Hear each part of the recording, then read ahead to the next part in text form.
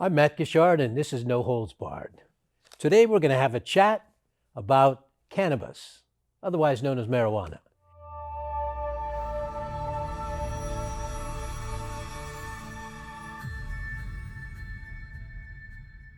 But before we get off this subject of what are barriers, I want to get on to the barrier that everybody hears about, and that is the cash only part of it, that banking, they can't do banking. And that gets into a little bit of what we want to talk about is the attraction of people to kind of come in and rob. And we're hearing a lot of either burglaries at night or robberies during the day. But let's talk about the banking part of it. Tell us a little bit of what are the rules, and is that easing? In 2015, Matt, and that's why you're going to get a deep sigh. In 2015, the Financial Crimes Enforcement Network of the United States, which is known as FinCEN for short, actually gave a pretty detailed memo about how banks of all sorts can take cannabis money.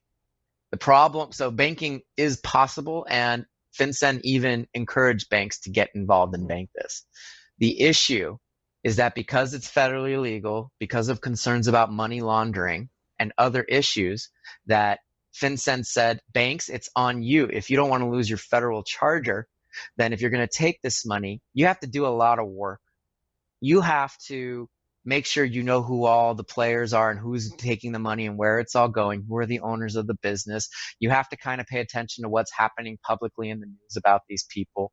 And depending on the level of plant touching that the business does, there were different tiers of suspicious activity reports that had to be filed with each and every business. And that's a lot of work and a lot of maintenance. And banks like to take your money, but they don't want to spend money on those resources and take those risks. So while there is banking available and there are a lot of local and more state chartered businesses that are willing to do it, the issue with banking is that with all of those requirements, most bankers and investors who traditional lending, who are more conservative in nature for a very good reason, don't want to take that risk yet. So it's not that it's not available, it's can you leverage a relationship or put together a package to help you get that banking. And more solutions are coming out daily. There's always businesses trying to crack that code. And it's still being worked out, and there's still lenders, and everybody's still trying to figure out how to get in. So there are banking out there, but you can't just walk into your local bank and just say, okay, I started a new business, here's my entity, give me a bank account. You have to do more for cannabis. And if you lie about it and they find out about it, well, now you're on a list, and now you have suspicious activity reports being filed about you, and you lied, and that creates its own issues. And you do it in such a way where it rises to the level of you were trying to defraud the government, so that they want to prosecute you for that, which we saw recently for a well-known delivery service for a former credit card maven CEO who was working with those companies, that they actually face federal prosecution for trying to use credit card services for their delivery by claiming it was for a different type of merchant services than it really was. And so there are ways to do it, but again, with cannabis, what I would always say is there is a way. It's, are you willing to take that way? And are you willing to be patient to get through it? And that is getting easier over time, but it changes on a regular basis. And that's why I joked early on that it feels like dog years to me in this industry, because it changes so often and there's so much to keep track of that it can get exhausting and disheartening for some. But there's so much opportunity. I don't want to sound like there's not, because there's so much opportunity, and this industry has already solidified to the point where it's not going anywhere. And you just have to be strategic in how you enter the market these days. You know, that's interesting. You say it is strategic. What we're seeing in the Bay Area is lots of big national companies are coming in. Local people that were handling medicinal marijuana were applying and saying, you know, I've been doing it here in this community for a number of years. And all of a sudden I'm fighting some of these big companies, and they're the ones that are getting the opportunities, not me. And that's of some concern. You know, it is a concern, but it depends on the local community. I know for a fact that a lot of the merit-based jurisdictions that actually require you to prove why you're the good applicant and have the city choose you through a competitive process, as opposed to just if you give me all the information, it's going to be there. They have local business and local ownership as something that gives you a lot of extra points, because everything's on a point scale, and you get a lot of extra points on your application if you have that local component, or you're going to do something to give back. So that's one way that local cities and jurisdictions have found a way to kind of help with that process. Another is if you're local versus a multi-state operator or MSO, and you're a more national company, is you will have more direct knowledge and access to what's happening in your jurisdiction and be aware of what's happening, so that if there are certain areas that they're going to allow these businesses to come, you're probably going to have a quicker ability to go and get that location being a local than an MSO. And so it's a matter of how you present yourself in those merit-based communities, or how diligently you are approaching the market and how organized you're being about it. That is your way of offsetting that. But in any business, when you are a mom and pop business versus a multi-state conglomerate, there is going to be a resource issue, and you're going to have to decide what you're willing to do and not willing to do with that resource issue, knowing that funding for cannabis has a lot more outlay up front than most. It's just the reality. Gotcha. Let's talk a little bit about the big bugaboo, and that is the issue of crime as it relates to, say, outside the cannabis store. So we talked a little earlier about cannabis, and we're hearing about stores or warehouses, whatever. People didn't even know they were in their neighborhood, and they're legitimate legal cannabis warehouses or retail. And we're hearing about robberies, people crashing their cars in, and a number of people coming in. And I think in today's day and age, where we're seeing lots of snatch and grabs and retail thefts and things, that citizens are all of a sudden standing back a little bit. So wait a minute. And I'm sure police chiefs, when asked to opine on the industry and whether or not the city should grant a license to somebody, are saying, whoa, it's just going to increase crime. Tell us about it really statistically, because you've been in this business for some time handling it. What is the truth as to that? Does it bring in more undesirables, as people would often say? Does it cause more crime? Or is that just something that really isn't impacting legitimate businesses if they're run correctly any more than any other legitimate business? Well, it's interesting, because I've actually talked with some police chiefs in some more favorable that have actually gone through the licensing process.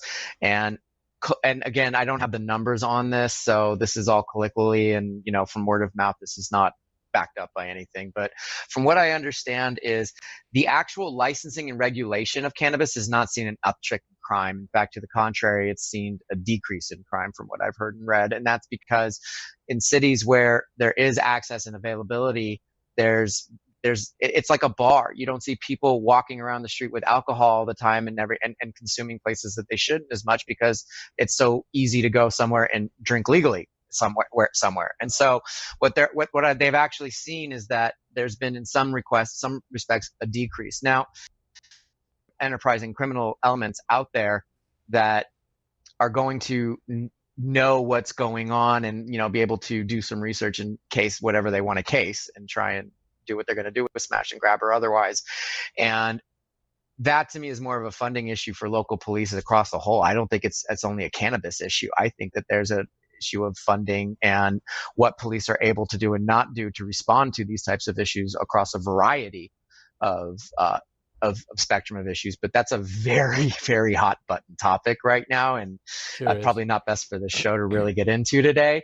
What I do want to say is that at least they're trying legally. You have to get a license. You have to do a lot of safety components. I mean, a lot of jurisdictions require the cannabis business to have their video surveillance have a back door that local police can monitor and get into at any time.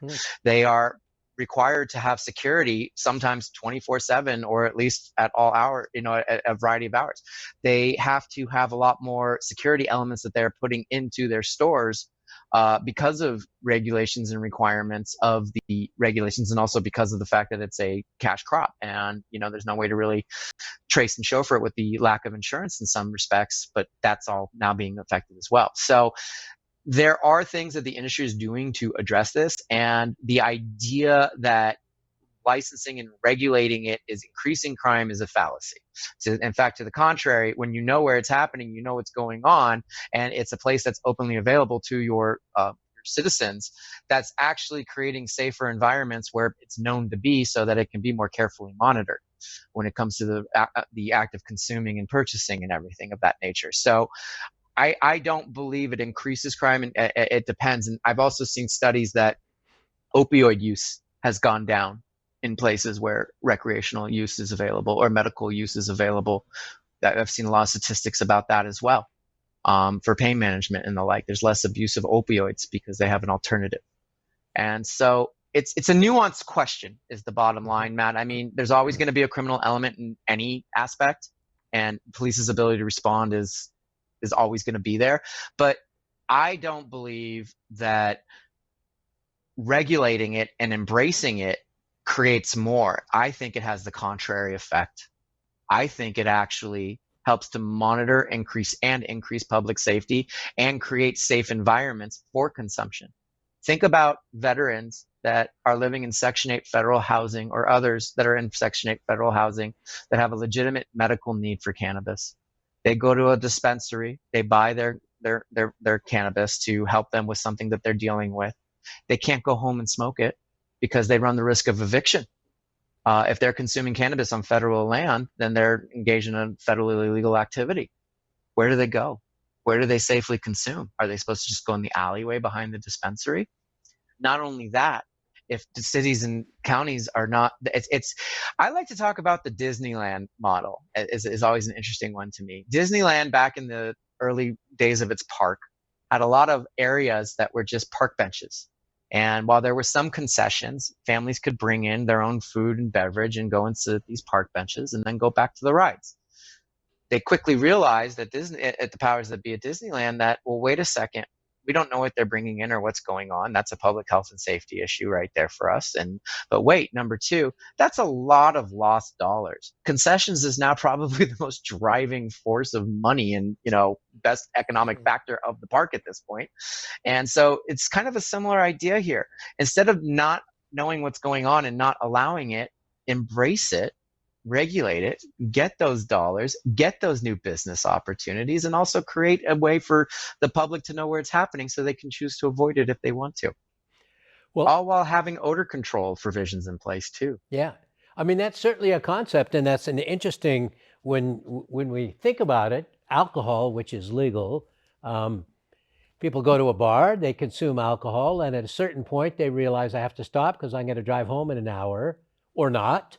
But it is something. So the same, it doesn't appear that we have many lounges or places, bars that you could go to smoke marijuana. So that certainly appears to be something. Tell us about that. What's on the horizon with that, about the concept? That is near and dear to my heart, Matt. That is one of the ones that I'm really excited about. And the reason why, first off, I think out-of-home consumption is the largest growth opportunity sector of the industry. When people voted to legalize cannabis in every state, I don't think anybody was doing that for the excitement of people being allowed to sell it like a commodity, like any other strawberry. And a lot of what the industry has been focused on to date has been this idea of, how do I get this cannabis legally to the market and sell it? And we've talked about a lot of the hurdles and issues with that. But I don't think that's why people voted for it, Matt. I think that why people voted for it is because cannabis is a lifestyle. There's a lot of people that enjoy cannabis when they're at home to help with their mood, or if they're going out and doing something because it elevates the experience in some way, shape, or form. And interestingly enough, when most people agreed to legalize it and voted yes, that was because they wanted to legally be allowed to do what they were already doing anyways. And that's out of home consumption in a way that makes sense. And, when you talk about public health and safety, the cannabis regulatory scheme in California is based on the liquor supply chain model. It is the same model that they set up of various types of license types for the types of activities and how to run it through that. They based it off of the liquor and ABC board's model. And so a lot of that came from the liquor. So that's kind of ironic that you brought that up, and interesting. But the idea that you said, well, okay, I consume, so now what? It's a different concept. Unlike at a bar, well, both bars and lounges, let me first say, there's still the same types of liability rules and dram shop rules and regulations that have to be applied, which is if you're serving alcohol or cannabis, you've got to watch who you're serving it to. And if there's a known liability, the bar's supposed to take something about it. And there's plenty of laws about that. Lounges would be the same way. What's interesting is that lounges have a very different environment than most bars do. They tend to be more airy and open, and they tend to be places that people want to sit for longer periods of time. But it's not like a bar where you go and you have a drink, maybe you have a second drink, and the idea for the bar is the more drinks you buy, the more money they're going to make off you. That doesn't really work with cannabis, because most people, after they take a couple hits or they drink their drink or whatever it is, they're good for an hour or two. They don't need to keep consuming. So what do you do with them? Well, there's some new laws that were just promoted to allow for the sale of food and live events and things like that. And what's interesting about lounges to me is, even if the lounge premises is a set and discrete location, much like a bar is a set and four-walled area that you're allowed to be in or not, or even if you're in a event like you go to a fair or a live concert, there's usually a beer garden, right? Well, why can't there be a cannabis garden? That's starting to happen too, where it's a roped off area where you're allowed to go. There's even some of that happening like in the Bay Area at the Oakland Coliseum. They're actually opening up a permanent location in the parking lot for consumption before you go into the Coliseum. So that's happening now, and it's happening in Adelanto and elsewhere as well. San Francisco, they have the Outside Lands Festival in Golden Gate Park. They have grasslands in there, which is actually exactly that, a roped off area for consumption.